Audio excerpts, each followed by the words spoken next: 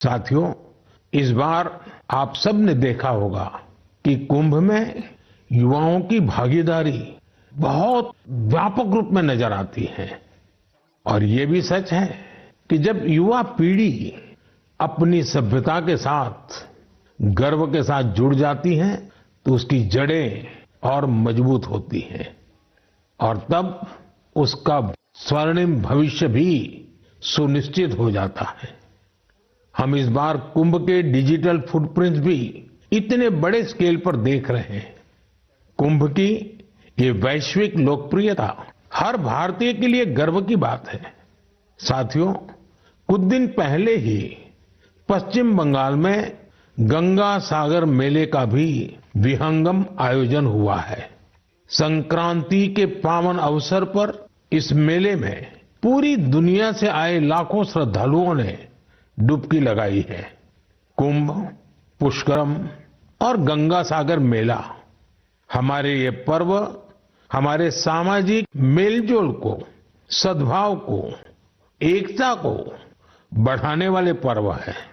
ये पर्व भारत के लोगों को भारत की परंपराओं से जोड़ते हैं और जैसे हमारे शास्त्रों ने संसार में धर्म, अर्थ, काम, मोक्ष चारों पर बल दिया है, वैसे ही हमारे पर्वों और परंपराएं भी आध्यात्मिक, सामाजिक, सांस्कृतिक और आर्थिक हर पक्ष को भी सशक्त करते हैं। साथियों, इस महीने हमने पौष शुक्ल द्वादशी के दिन रामलला के प्राण प्रतिष्ठा पर्व की पहली वर्षगांठ मनाई है। इस साल पौष शुक्ल द्वादशी 11 जनवरी को पड़ी थी।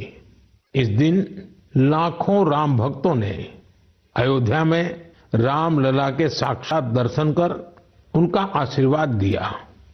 प्राण प्रतिष्ठा की ये द्वादशी भारत की सांस्कृतिक चेतना की पुनः प्रतिष्ठा की द्वादशी है। इसलिए पौष शुक्ल द्वादशी का ये दिन एक तरह से प्रतिष्ठा द्वादशी का दिन भी बन गया है। हमें विकास के रास्ते पर चलते हुए ऐसे ही अपनी विरासत को भी सहेजना है, उनसे प्रेरणा लेते हुए आगे बढ़ना है।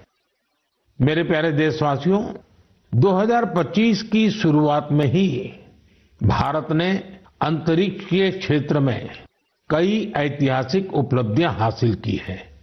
आज मुझे ये बताते हुए गर्व है कि एक भारतीय स्पेस टेक स्टार्टअप बेंगलुरु के पिक्सेल ने भारत का पहला निजी सैटेलाइट कॉन्स्टेलेशन फायरफ्लाई सफलतापूर्वक लॉन्च किया है। यह सैटेलाइट कॉन्स्टेलेशन दुनिया का सबसे high resolution hyper spectral satellite constellation है।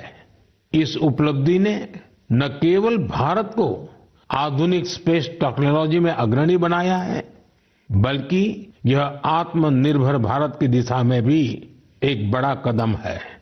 ये सफलता हमारे निजी स्पेस सेक्टर की बढ़ती ताकत और इनोवेशन का प्रतीक है। मैं इस उपलब्धि के लिए पिक्सेल की टीम, इसरो और इन स्पेस को पूरे देश की ओर से बधाई देता हूं। साथियों, कुछ दिन पहले हमारे वैज्ञानिकों ने स्पेस सेक्टर में ही एक और बड़ी उपलब्धि हासिल की। हमारे साइंटिस्ट ने सैटेलाइट्स की स्पेस डॉकिंग कराई है। जब अंतरिक्ष में 2 स्पेस क्राफ्ट कनेक्ट किए जाते हैं तो इस प्रक्रिया को स्पेस डॉकिंग कहते हैं। यह तकनीक अंतरिक्ष में स्पेस स्टेशन तक सप्लाई भेजने और क्रू मिशन के लिए अहम है। भारत ऐसा चौथा देश बना है जिसने ये सफलता हासिल की है। साथियों, हमारे वैज्ञानिक अंतरिक्ष में पौधे उगाने और उन्हें जीवित रखने के प्रयास भी कर रहे हैं। इसके लिए इसरो के वैज्ञानिकों ने लोबिया के बीज को चुना। 30 दिसंबर को भेजे गए ये बीज अंतरिक्ष में ही अंकुरित हुए। ये एक बेहद प्रेरणादायक प्रयोग है जो भविष्य में स्पेस में सब्जियों उगाने का रास्ता खोलेगा। ये दिखाता है कि हमारे वैज्ञानिक कितनी दूर की सोच के साथ काम कर रहे हैं। साथियों, मैं आपको एक और प्रेरणादायक पहल के बारे में बताना चाहता हूं। आईआईटी मद्रास का एक्सटेम केंद्र अंतरिक्ष में मैन्युफैक्चरिंग के लिए नई तकनीकों पर काम कर रहा है। ये केंद्र अंतरिक्ष में 3D printed buildings, metal forms और ऑप्टिकल फाइबर जैसे तकनीकों पर रिसर्च कर रहा है। ये सेंटर बिना पानी के कंक्रीट निर्माण जैसी क्रांतिकारी विधियों को भी विकसित कर रहा है। एक्सटेम की ये रिसर्च भारत के गगनयान मिशन और भविष्य के स्पेस स्टेशन को मजबूती देगी। इससे मैन्युफैक्चरिंग में आधुनिक टेक्नोलॉजी के भी नए रास्ते खुलेंगे।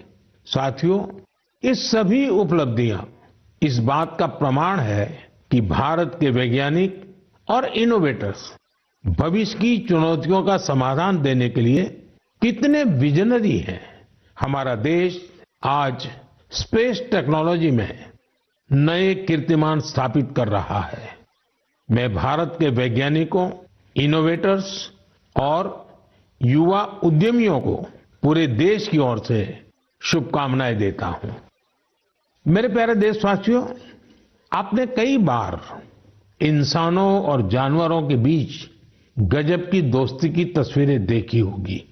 आपने जानवरों की वफादारी की कहानियां सुनी होगी। जानवर पालतू हो या जंगल में रहने वाले पशु, इंसानों से उनका नाता कई बार हैरान कर देता है। जानवर भले बोल नहीं पाते, लेकिन उनकी भावनाओं को, उनके हाव भाव को इंसान भली भांति भांप लेते हैं। जानवर भी प्यार की भाषा को समझते हैं, उसे निभाते भी हैं। मैं आपसे असम का एक उदाहरण साझा करना चाहता हूं। असम में एक जगह है नौगांव। नौगांव हमारे देश की महान विभूति श्रीमद शंकरदेव जी का जन्मस्थान भी है। यह जगह बहुत ही सुंदर है। यहाँ हाथियों का भी एक बड़ा ठिकाना है। इस क्षेत्र में कई घटनाएं देखी जा रही थी जहां हाथियों के झुंड फसलों को बर्बाद कर देते थे। किसान परेशान रहते थे, जिससे आसपास के करीब 100 गांवों के लोग बहुत परेशान थे। लेकिन गांव वाले हाथियों की भी मजबूरी समझते थे।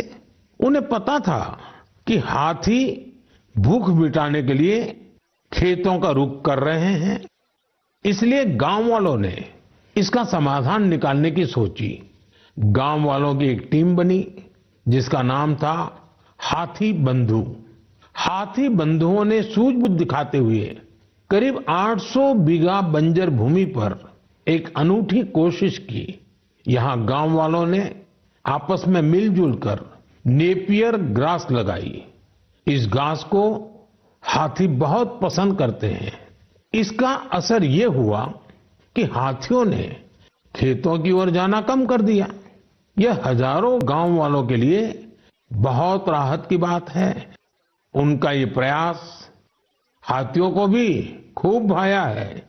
साथियों, हमारी संस्कृति और विरासत हमें आसपास के पशु पक्षियों के साथ प्यार से रहना सिखाती है। ये हम सभी के लिए